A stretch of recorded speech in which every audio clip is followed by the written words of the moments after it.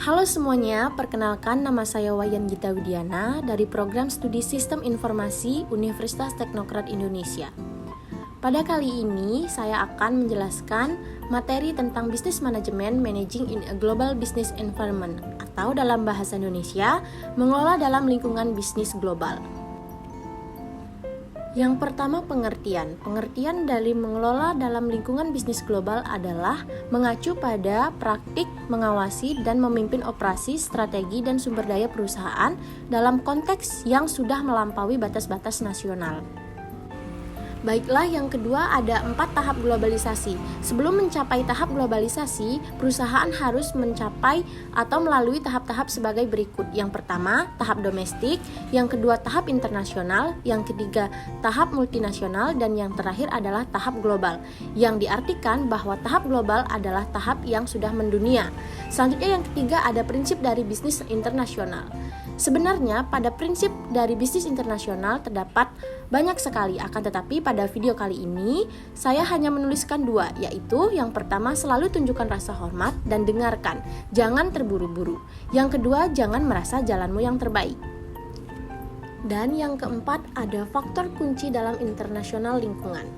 Yang pertama, organisasi yang terdiri dari ekonomi, hukum politik, dan sosial kultural. Ekonomi terdiri dari pertumbuhan ekonomi, pasar sumber daya dan produk, pendapatan per kapita, infrastruktur, nilai tukar, dan kondisi perekonomian. Dan yang hukum politik terdiri dari resiko politik, hukum pembatasan, pengambilan alih oleh pemerintah, tarif kota, pajak, terorisme, dan ketidakstabilan politik. Dan yang sosial kultural terdiri dari nilai-nilai sosial, kepercayaan, bahasa, agama, pola keterbatasan, pendidikan formal, literasi, dan orientasi. Yang kelima, lingkungan hukum politik. Lingkungan hukum politik terdiri dari 3, yaitu resiko politik, hukum dan peraturan, ketidakstabilan politik.